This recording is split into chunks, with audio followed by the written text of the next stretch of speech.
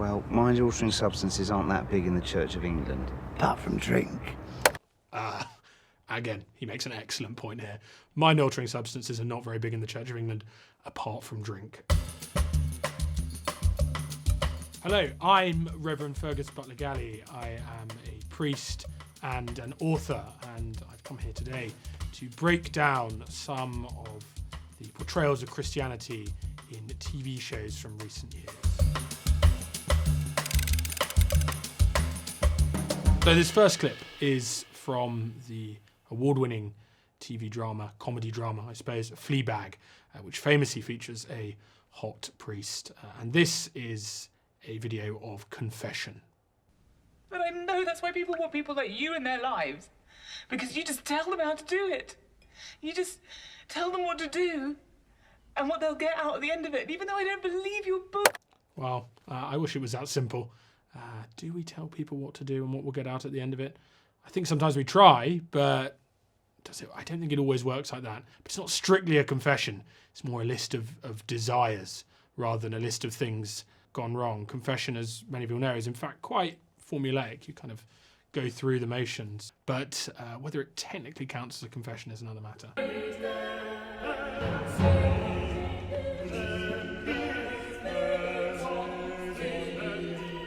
That's him instantly struck off. Yeah, this sort of plays into tropes, I think, that go back to the 18th century. You look at some of the literature there around Catholic practice in the time of the Reformation, 17th and 18th centuries. Confessions really aren't like that. They often tend to be boring. Fulton Sheen, a bishop in the United States, said, most confessions are like being stoned to death by popcorn.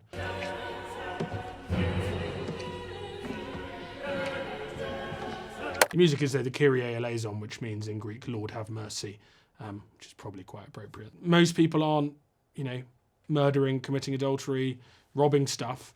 So most people, when they make confession, are simply bearing who they are in reality to God and to you. Well, in terms of actual reality, certainly the setting is appropriate, a proper confessional box. There are actually very few of those these days. Most confessions happen in the back of a church. And certainly in terms of what he's doing, that is not a realistic representation at all. So I think it's probably a 1 out of 10. So the next clip is from the Channel 4 sitcom Derry Girls, where the girls are being asked by a priest, a nun, and a representative from a Protestant school, when they come together in a joint exercise to compare the differences between Catholics and Protestants. Okay, so I see a few familiar faces out there, as some of you may know. So this character, Father Peter, is one of my favourite characters in Derry Girls because he's so kind of oily. He does speak of that particular temptation in priesthood for putting oneself forward, for making it about your own ego rather than pointing towards something bigger. And I absolutely love how much Sister Michael, the nun, hates him. I think that's glorious and sometimes an accurate representation of interministerial relationships. I want you guys to give me examples of things that Catholics and Protestants have in common and things that they don't have in common.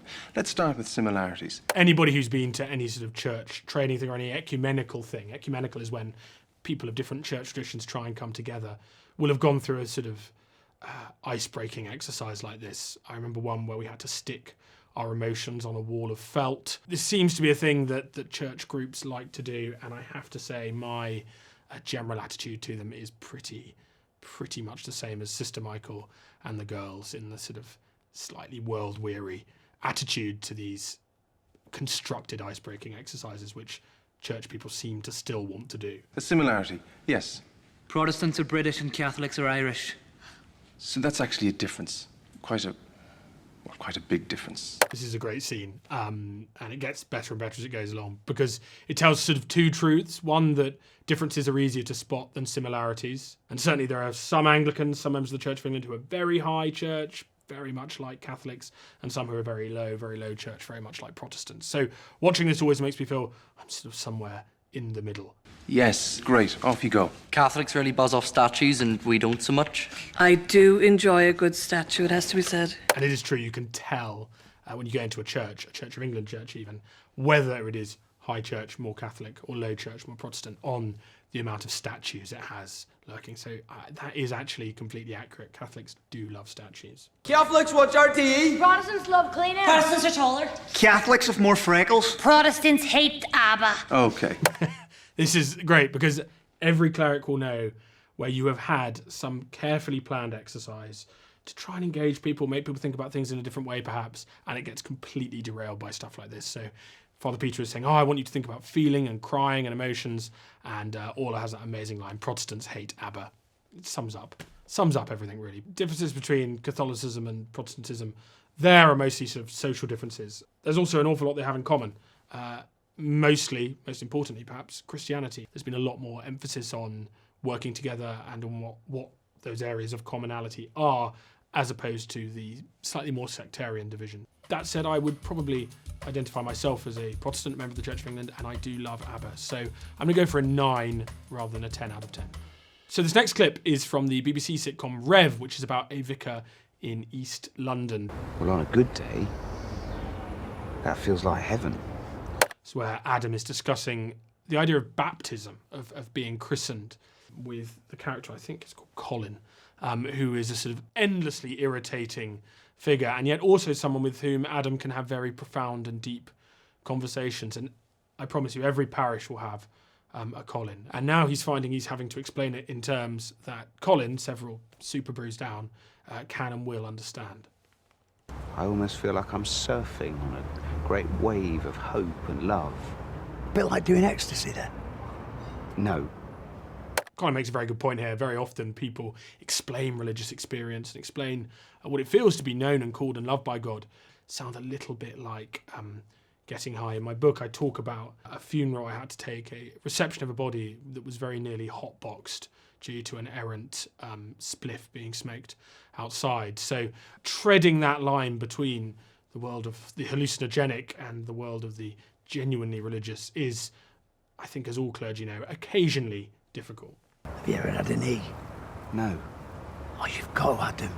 You'd love it. No, Colin, I'm not interested in any of that. It is absolutely fascinating what people will try and offer the clergy. This sort of conversation has happened to me several times where people will say, oh, why don't you try this? Or, Father, why didn't you do that?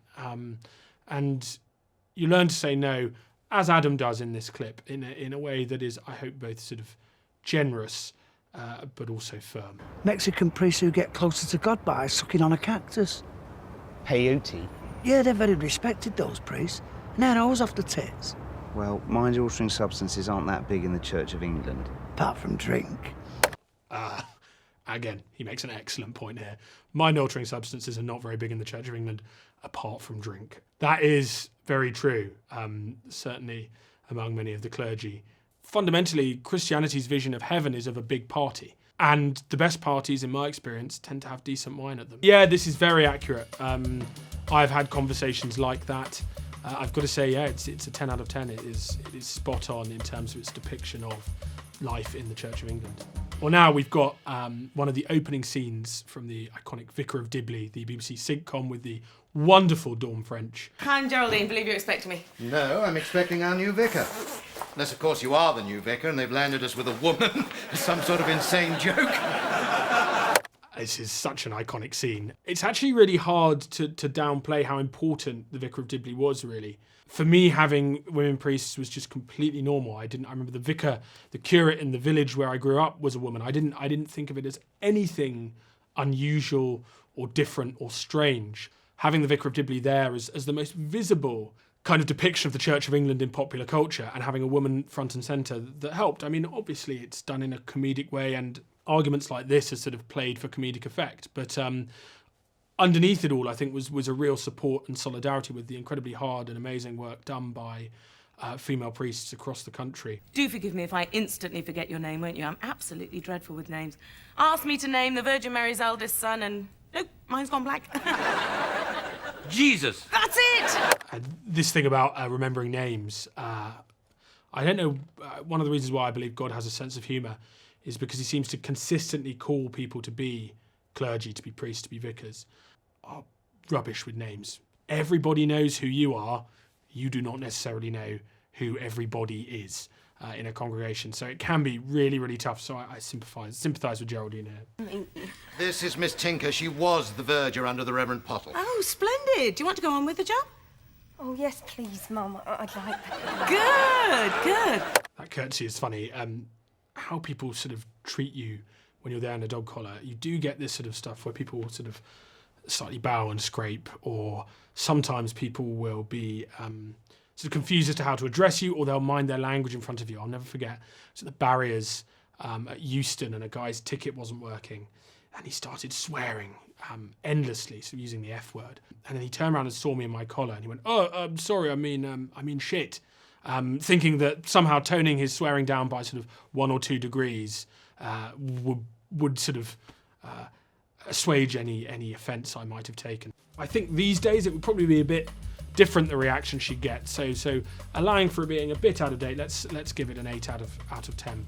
My favourite clip, I'm gonna go with the clip from Rev, because I think it said so much about the Church of England, and it was so accurate, really, in terms of those conversations I've had, those encounters I've had, and reminded me of what is good and right. When the Church of England gets things right, I think it can have those conversations and be in a place that no one else can, and I'm proud of it when it does that. Thank you very much for watching. My book, Touching Cloth, is available in hardback in the link in the description below, and don't forget to click on the other link here to subscribe to Penguin for more videos like this one.